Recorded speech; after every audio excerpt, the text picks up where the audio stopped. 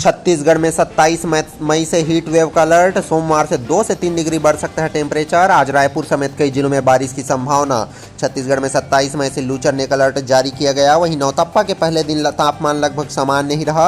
हालांकि हवा में नमी बने रहने के कारण दिन भर उमस महसूस हुई है।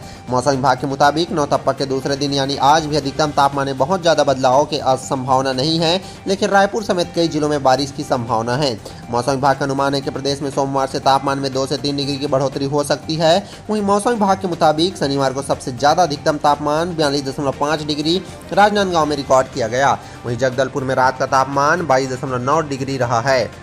27 मई से हीट वेव चलने का अलर्ट। मौसम विभाग ने अगले 3 दिन के लिए 12 जिलों के में येलो अलर्ट जारी किया है। मौसम विभाग के मुताबिक 27 से 29 मई तक रायपुर, बिलासपुर, दुर्ग, राजनांदगांव, कोरबा, जांजगीर, मुंगेली, बलौदाबाजार, महासमुंद, कबीरधाम और बेमेतरा ग्रीष्म लहर चलने पर अलर्ट जारी किया गया है। छत्तीसगढ़ में आवारा मवेशियों के लिए गौ अभ्यारण्य। सीएम साय ने अफसरों से कहा, प्रोजेक्ट तैयार करिए, गौठानों की तर्ज पर बनेगी काऊ सेंचुरी। छत्तीसगढ़ सरकार आवारा मवेशियों को लेकर एक नया कदम उठाने जा रही है। अब प्रदेश में आवारा मवेशियों और सड़कों पर दिखने वाली गायों के लिए गौ अभ्यारण्य बनाए जाएंगे। पिछली कांग्रेस सरकार ने गौठान तैयार किए थे। इसी अवधारणा पर इन अभ्यारण्यों को विकसित किया जा सकता है। इसे लेकर शनिवार को मुख्यमंत्री ने अफसरों की बैठक लेकर उन्हें इससे जुड़े प्रोजेक्ट तैयार करने को कहा और सरकार की ओर से दी गई आधिकारिक जानकारी में कहा गया कि सड़कों पर खुले में घूमने वाले आवारा गौवंशों की सुरक्षा और उनसे जुड़े हादसों पर रोक लगाने के लिए ऐसा किया जा सकता है। विभागीय अफसरों ने बताया कि साय सरकार प्रदेश में गौवंश अभ्यारण्य योजना लेकर आ रही है। मुख्यमंत्री विष्णुदेव साय ने अधिकारियों को इस संदर्भ में कार्य योजना बनाने के निर्देश दिए। हालांकि इस प्रोजेक्ट को लोकसभा चुनाव नतीजों के बाद तैयार किया जाएगा। राज्य सरकार की ओर से कहा गया है कि सड़कों पर घूम रहे आवारा मवेशियों की वजह से सड़क हादसों का खतरा है। वहीं ट्रैफिक जाम के भी हालात बनते हैं। भूख से बेहाल मवेशी कूड़ा कचरा या प्लास्टिक खाने से बीमार पड़ रहे हैं, उनकी मौत हो रही है। इस वजह से इसकी जरूरत पड़ रही है। बेमेतरा के बारूद फैक्ट्री में हुआ ब्लास्ट। विस्फोट के बाद कई की चली गई जान। 8 से ज़्यादा लोग लापता। मलबे से मिल रहे हैं मानव के अंग। बेमेतरा बेरला के पिरदा में पिछले 27 साल से स्पेशल ब्लास्ट प्राइवेट लिमिटेड बारूद फैक्ट्री चल रही थी। शनिवार सुबह 7:57 में इसकी PETN यूनिट में जोरदार धमाका हुआ। उच्च क्षमता का एक्सप्लोसिव बनाया जाता था। जिस समय धमाका हुआ है वहां पर 8 से 12 कर्मचारी काम कर रहे थे। विस्फोट इतना था कि जोरदार की 2 मंजिला बिल्डिंग जमींदोज हो गई। कर्मचारियों की जान चली गई। वहीं 8 से ज़्यादा लोग लापता है। पास की यूनिट में काम कर रहे दिलीप ध्रुव, चंदन कुमार, नीरज यादव, मनोहर यादव, इंद्र कुमार रघुवंशी, रवि कुर्रे, शेषनाथ निषाद और सेवक राम साहू गंभीर रूप से घायल हो गए।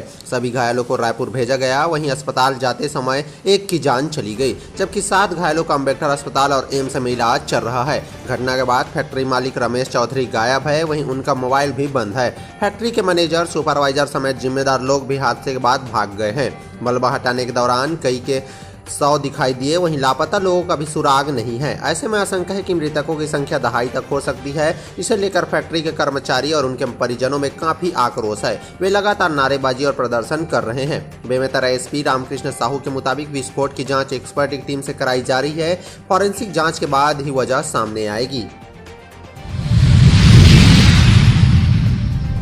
रायपुर में एक बार फिर चला बुलडोजर। हटाई गई अवैध दुकानें। रात में सड़क किनारे लगे ठेले गुमटी को निगम ने उठाया। हर मंगलवार शुक्रवार होगी कार्रवाई।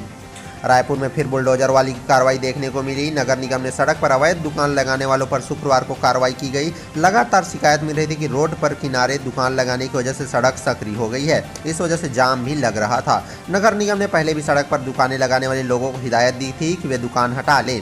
लगातार अपील के बाद भी ठेले गुमटी लगाने पर निगम अमले ने एक्शन लिया। शहर के अलग अलग इलाकों में बुलडोजर चलाकर अतिक्रमण हटाया गया है। रायपुर नगर निगम अमला रात को भी सड़क से अवैध दुकानें को हटाने की कार्रवाई करता दिखा। वहीं टीम रात 8 बजे तक पुलिस बल के साथ अश्वनी नगर में कार्रवाई करते दिखी है। स्वच्छता अभियान के तहत जोन और स्वास्थ्य अधिकारी फील्ड पर जाकर सर्वे कर रहे थे, लेकिन जोन 10 के स्वास्थ्य विभाग की टीम ने अमलीडीह के मुख्य सड़क पर गंदगी फैलाने वाले 15 दुकानदारों से 1850 रुपये जुर्माना वसूल लिया है।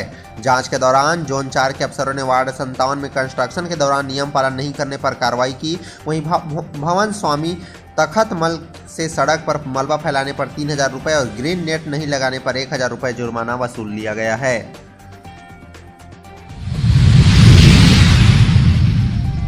राजधानी रायपुर समेत छत्तीसगढ़ में आज 42 डिग्री तक पहुंचेगा तापमान। राजधानी में रविवार को आसमान में हल्के बादल रहेंगे, वहीं इसके बावजूद तेज गर्मी महसूस होगी और उमस परेशान करेगी। विभाग के अनुसार दिन का तापमान 42 डिग्री के आसपास पहुंचने की संभावना है। वहीं शनिवार को तापमान 40 डिग्री रिकॉर्ड किया गया, यानी सीधे 2 डिग्री बढ़ जाएगा। सोमवार के बाद लू चलने की संभावना है। वहीं प्रदेश में इस समय समुद्र की तरफ से नमी युक्त हवा आ रही है, वहीं कुछ हिस्से में पश्चिमी हवा भी आ रही है। इस वजह से वातावरण में नमी के साथ साथ गर्मी के कारण उमस की स्थिति बनी हुई है। शनिवार को उमस से खासा बेचैन किया जाएगा। सुबह हवा की नमी में 58% के आसपास थी, यह शाम तक 38% रही। दिन में 30% बादल रहे। इसी बीच रायपुर शहर में कहीं कहीं भी बारिश नहीं हुई, लेकिन माना एयरपोर्ट में हल्की बूंदाबांदी रिकॉर्ड की गई है। मौसम विभाग के अनुसार रविवार को दिन का तापमान बढ़ेगा, लेकिन रात के न्यूनतम तापमान में 1 डिग्री तक कमी आएगी। रविवार को न्यूनतम तापमान 28 डिग्री के आसपास रहने का अनुमान है। वहीं सोमवार से मंगलवार प्रदेश में मौसम साफ होने लगेगा, जिससे 1-2 स्थानों पर लू चलने की स्थिति भी बनेगी। इससे राजधानी में भी गर्मी पड़ने की संभावना है।